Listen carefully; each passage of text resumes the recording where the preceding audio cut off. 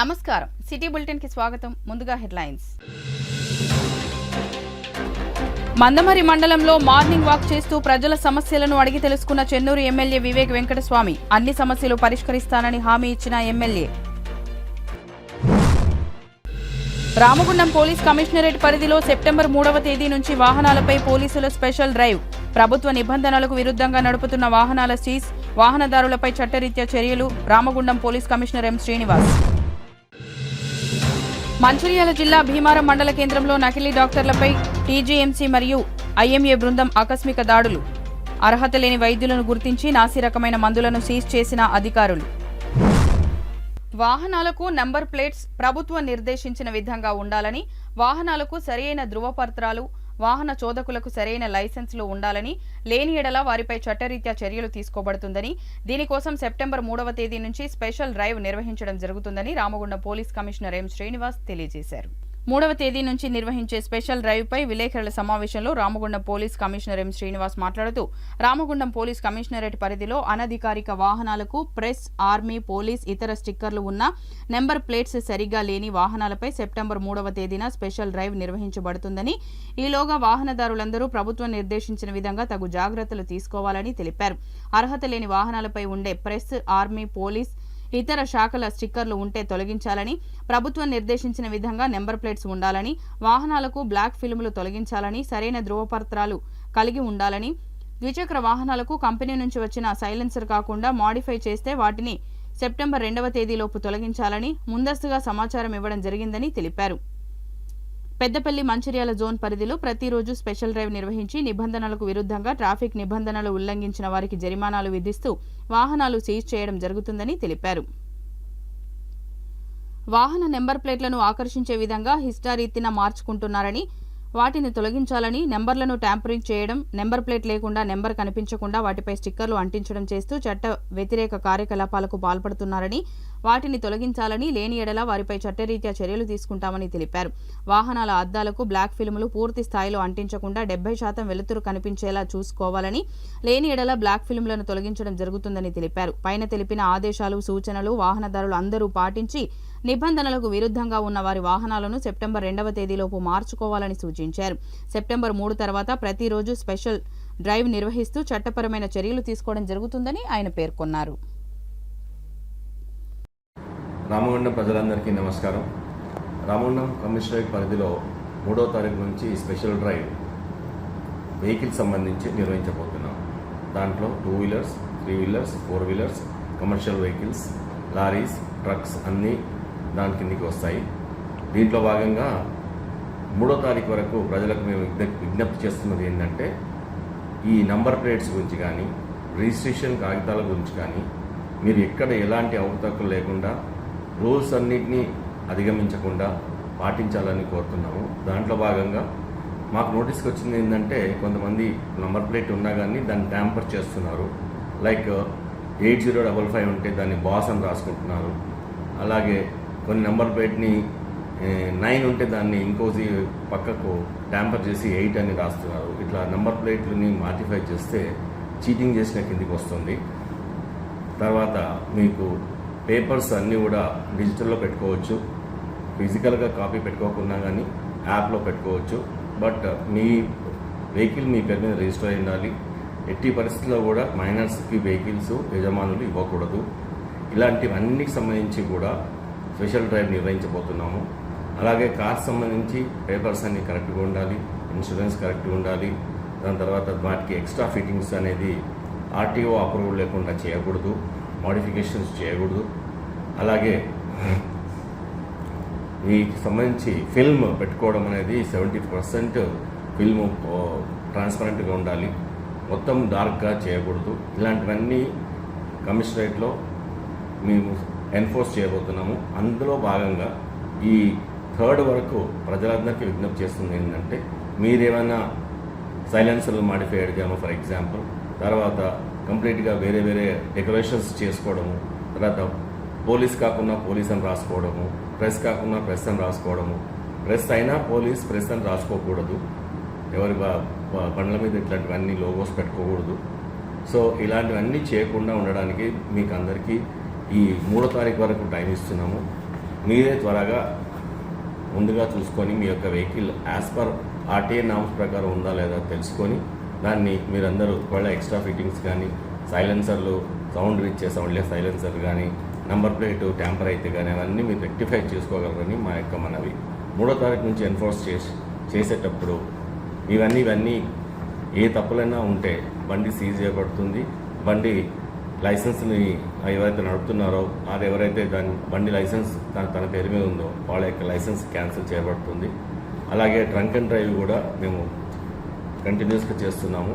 దాంట్లో భాగంగా 2 సార్లు 3 సార్లు డ్రంక్ అండ్ డ్రైవ్లో ఒక లిమిట్ పెట్టుకున్నాము. ఆ లిమిట్ దాటితే మాత్రం మీకు పర్మనెంట్గా లైసెన్స్ని క్యాన్సిల్ చేయడానికి ఆర్టీఓకి రాయడం జరుగుతుంది. అందుకని దీంట్లో భాగంగా మేము కొన్ని గైడ్లైన్స్ ఇష్యూ చేస్తున్నాము. దాన్ని మీరు పాటించాలని 2వ తారీఖు నైట్ వరకు మీరు అందరూ కంప్లీట్గా దాన్ని చేసుకోవాలని. చెన్నూరు ఎమ్మెల్యే వివేక్ వెంకటస్వామి మందమర్రి మండలంలోని బురదగూడెం ఊరు మందమర్రి ఎర్రగొండపల్లిలో గురువారం ఉదయం మార్నింగ్ వాక్ లో భాగంగా ప్రజలతో మాట్లాడి సమస్యలు అడిగి తెలుసుకున్నారు. సందర్భంగా ప్రజలు డ్రైనేజీ కాలువలు కట్టించాలని ఎమ్మెల్యేకు విన్నవించారు. అదేవిధంగా ఊరు మందమర్రి వాగుపై వంతెన నిర్మించాలని మామిడిగూడ గ్రామస్తులు ఎమ్మెల్యేకు ఈ సందర్భంగా వివరించారు. ఈ సందర్భంగా ఎమ్మెల్యే అన్ని పనులు పరిష్కరిస్తానని ప్రజలకు హామీ ఇచ్చారు. బ్రిడ్జికి ఎస్టిమేషన్ వేయాలని అధికారులకు సూచించారు. డ్రైనేజీ నిర్మాణం కోసం నిధులు కేటాయించాలని అధికారులకు సూచించారు. ఈ కార్యక్రమంలో కాంగ్రెస్ నాయకులు సుదర్శన్, ఉపేందర్ గౌడ్, అజీజ్, తిరుమల్ రెడ్డి మరియు స్థానిక నాయకులు తదితరులు పాల్గొన్నారు. ఎస్టిమేట్ చేయాలి. ఎస్టిమేటే లేదంటుండే ఇంజనీర్ సార్. ఫస్ట్ ఎస్టిమేట్ చేయనివ్వాలి. చేసిన తర్వాత స్పెషల్గా తీసుకోవాల్సి వస్తుంది. దయచేసి మీరు ఇది చేసైనా మాకు టైం అవుతుంది. సార్ వచ్చిండు పోయిండు మళ్ళీ ఏం చేయలేదని చెప్పకండి. ఓపిక పడండి, టైం అవుతుంది అని చెప్పిస్తా.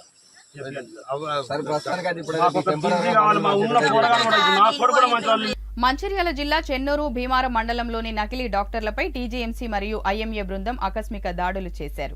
చెన్నూరు పట్టణంలోని శ్రీకిరణ్ ఆసుపత్రి నడుపుతున్న బండారి లక్ష్మణ్ మరియు భీమారానికి చెందిన రంజిత్ కుమార్ అనే 2 నకిలీ వైద్యులను అధికారులు గుర్తించారు.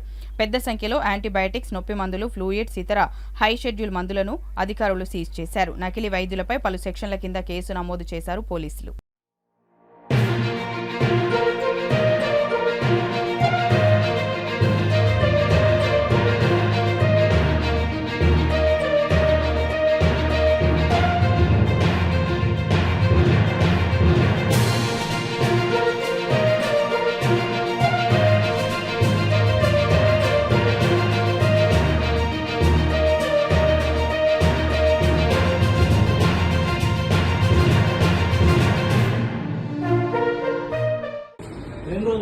ఇక్కడ అడ్మిట్ అయి ఉన్నారా?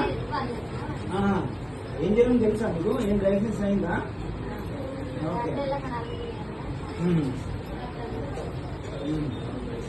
అలా ఫోన్ చేయండి.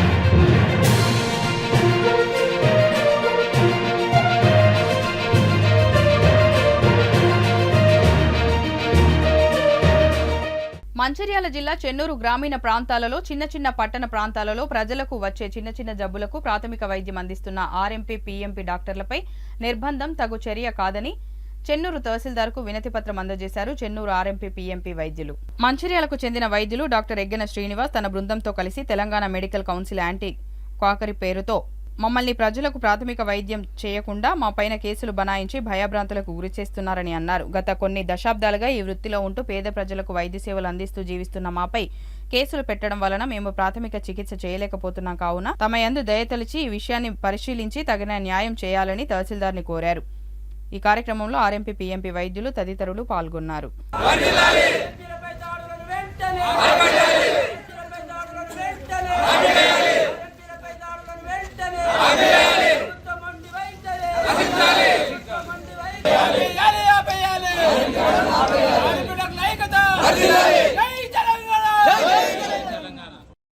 మరి నకిలీ వైద్యులని వాళ్ళు ఏదో తెలుగు వైద్యం చేస్తున్నారని చెప్పేసి అని మరి వారు అనడం శోచనీయం. ఎందుకంటే మేము కార్పొరేట్ స్థాయిలో వైద్యాలు చేస్తలేము. మా దగ్గర ఉన్నటువంటి మా యొక్క ఫస్ట్ ఎయిడ్ ప్రథమ చికిత్స కేంద్రంగా గ్రామీణ ప్రాంతం లోపల మరి ఇప్పుడైతే కొన్ని ఊర్లకు రోడ్లు అదేవిధంగా కరెంటు కానీ రహదారులు కానీ ఇప్పుడు ఉన్నాయి.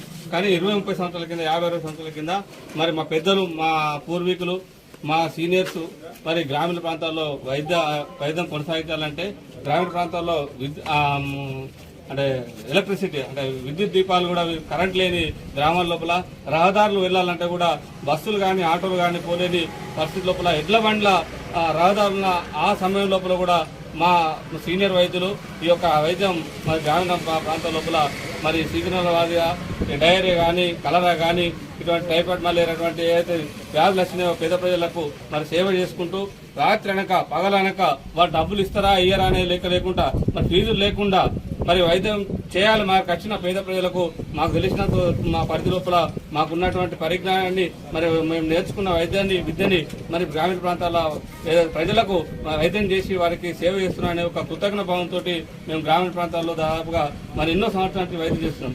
మరి అదేవిధంగా మొన్న మన రాష్ట్రం లోపల కాంగ్రెస్ ప్రభుత్వం వచ్చింది. కాంగ్రెస్ ప్రభుత్వం మరి ఏదైతే ఎన్నికల మేనిఫెస్టో లోపల కాంగ్రెస్ పార్టీ ఎన్నికల మేనిఫెస్టోలో కూడా మరి చట్టబద్ధత కల్పిస్తాం ఆర్ఎంపీ డాక్టర్లకు. వారికి కావాలంటే ప్రభుత్వ వైద్య పరంగా కానీ వైద్య విద్య రంగాల లోపల మరి వారికి ఉన్నటువంటి విద్యార్హతలను బట్టి ఉద్యోగ అవకాశాలు కూడా ఇస్తాం. వారికి ప్రభుత్వ వైద్యం నుంచి కొన్ని గంటల ట్రైనింగ్ కోచింగ్ కూడా ఇచ్చేసి వారికి ప్రభుత్వ పరంగా సర్టిఫికెట్లు ఇచ్చి ఈ చట్టబద్ధత కల్పిస్తామని చెప్పేసి అని మరి వాళ్ళ రేవంత్ రెడ్డి ప్రభుత్వం కాంగ్రెస్ ప్రభుత్వం మరి ఎన్నో మాటలు చెప్పింది. కానీ దానికి ఇవాళ గ్రామీణ ప్రాంతంలో మా వైద్యులు మాకు తోచినంత సహాయం కూడా మా యొక్క బతుకు తెరమైనటువంటిది మా జీవనోపాధి అటువంటి ఈ వైద్య వృత్తి కొనసాగించాలంటే మరి కాంగ్రెస్ పార్టీ ఏదైతే ఎన్నికల మేనిఫెస్టోలో మాకు చట్టబద్ధత కల్పిస్తారనే విషయాన్ని దృష్టిలో పెట్టుకొని చాలా మటుకు మరి కాంగ్రెస్ పార్టీ కూడా మేము మద్దతు ఇవ్వడం జరిగింది. కానీ ఇప్పుడు ఏ విషయం లోపల కూడా ఇప్పుడు కాంగ్రెస్ పార్టీ వచ్చిన ఏదైతే ఈ తక్కువ సమయం లోపల మరి ఇటువంటి దాడులు చేసినట్టయితే మరి ప్రభుత్వం మీద చెడ్డ పేరు వస్తుంది.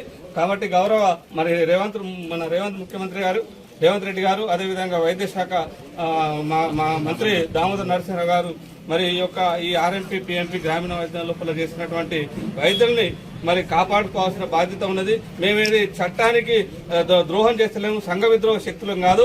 సామాజిక సేవ చేసుకుంటూ గ్రామీణ ప్రాంతంలో ఉన్నటువంటి పేద ప్రజలకు వైద్య సేవలు అందించుకుంటూ మా యొక్క పరిజ్ఞానం లోపల మాకున్న లిమిట్స్ లోపలనే మేము వైద్యం చేస్తున్నాం తప్ప మరి మేము లిమిట్స్ నుంచి ఎక్కడ వేస్తలేము. దీన్ని దృష్టిలో పెట్టుకొని మరి మీరు మాకు గ్రామీణ వైద్యులకు చట్టబద్ధత కల్పించాలి. అదేవిధంగా ప్రభుత్వ పరంగా మీరు ఏమైనా మాకు విద్యార్థులను బట్టి కానీ మీరు ఒక ట్రైనింగ్ లాంటి శిక్షణ తరగతులు లాంటి పెట్టి మళ్ళీ అవసరం అనుకుంటే ప్రభుత్వ పరంగా మమ్మల్ని ఈ యొక్క ఆర్ఎంపీ వ్యవస్థని కాపాడాల్సిన బాధ్యత.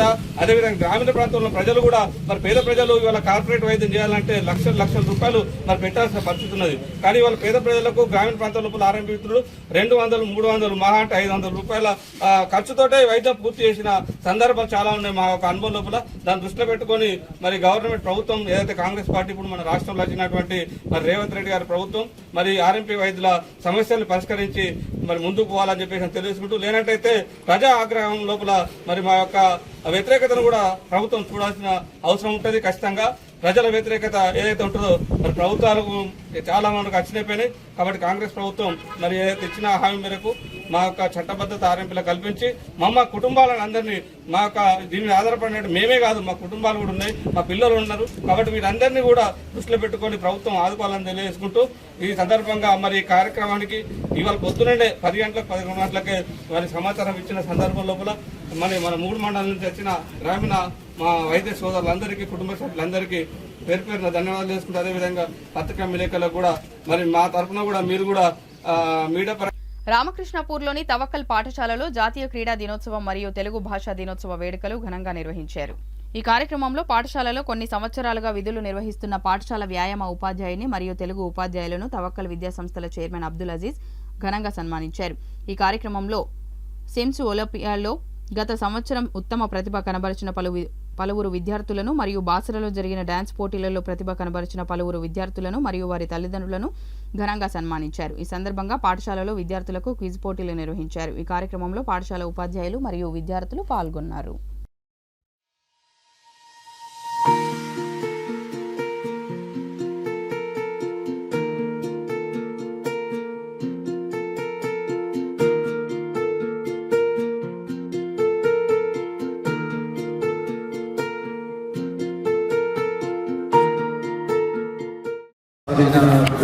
విద్యార్థులకు వాళ్ళని ప్రోత్సహిస్తున్న తల్లిదండ్రులకు అదేవిధంగా టాలెంట్ టెస్ట్ లో మంచి ర్యాంక్ సాధించడానికి సహకరిస్తున్న మంచిగా విద్యార్థులను బోధిస్తున్న ఉపాధ్యాయులకు అందరికీ పేరు పేరున ధన్యవాదాలు తెలియజేస్తున్నాం.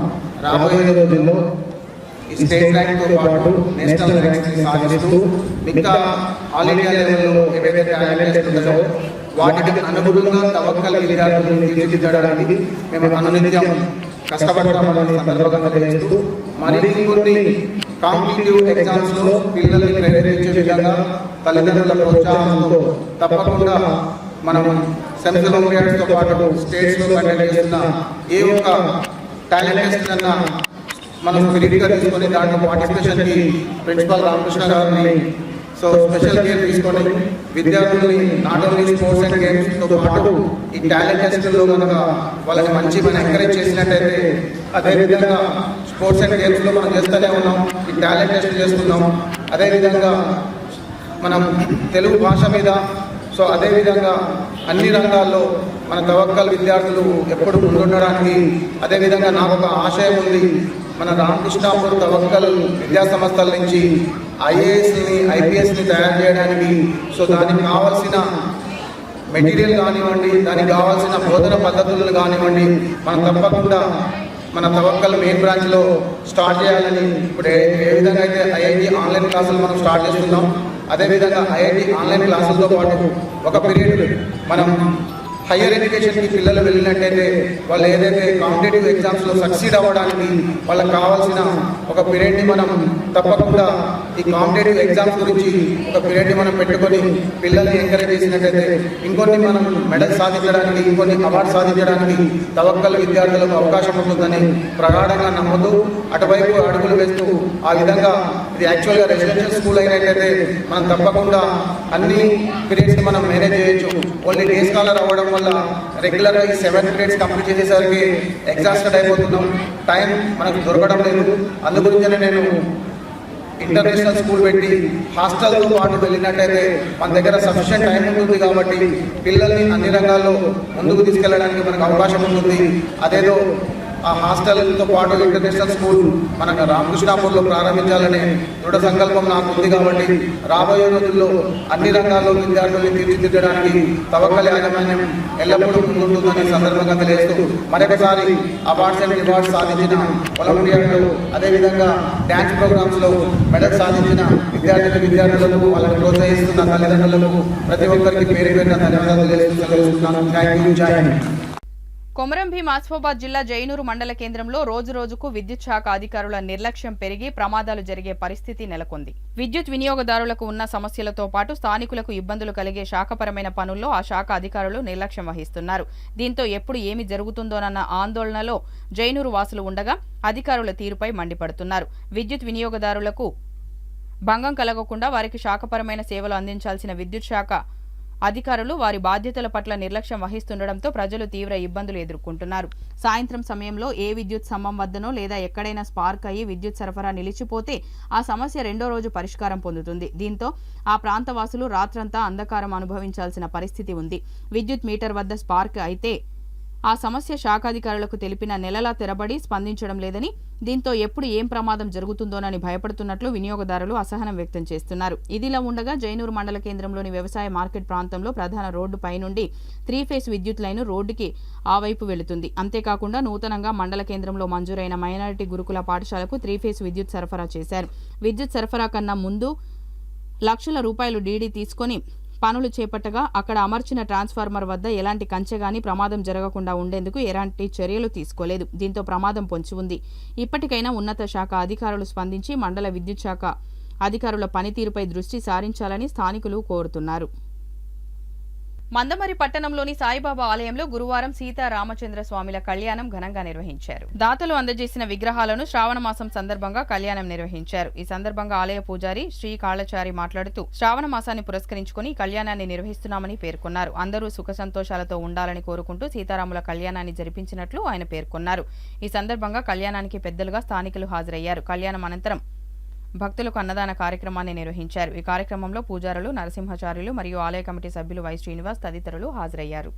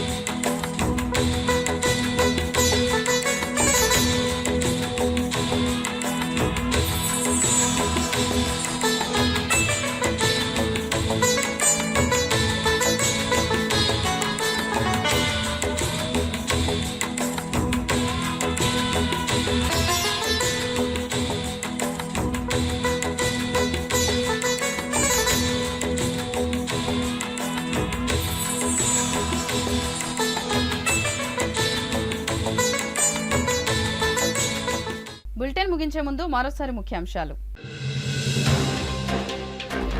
మందమరి మండలంలో మార్నింగ్ వాక్ చేస్తూ ప్రజల సమస్యలను అడిగి తెలుసుకున్న చెన్నూరు ఎమ్మెల్యే వివేక్ వెంకటస్వామి. అన్ని సమస్యలు పరిష్కరిస్తానని హామీ ఇచ్చిన ఎమ్మెల్యే. రామగుండం పోలీస్ కమిషనరేట్ పరిధిలో సెప్టెంబర్ 3వ తేదీ నుంచి వాహనాలపై పోలీసుల స్పెషల్ డ్రైవ్. ప్రభుత్వ నిబంధనలకు విరుద్ధంగా నడుపుతున్న వాహనాల సీజ్, వాహనదారులపై చట్టరీత్యా చర్యలు. Ramagundam police commissioner M Srinivas. Mancherial జిల్లా భీమారం మండల కేంద్రంలో నకిలీ డాక్టర్లపై టీజీఎంసీ మరియు ఐఎంఏ బృందం ఆకస్మిక దాడులు. అర్హత లేని వైద్యులను గుర్తించి నాసి రకమైన మందులను సీజ్ చేసిన అధికారులు. సిటీ న్యూస్ ఇంతటితో సమాప్తం. తిరిగి ప్రసారమయ్యే సిటీ న్యూస్ లో మళ్ళీ కలుద్దాం. అంతవరకు సెలవు. నమస్కారం.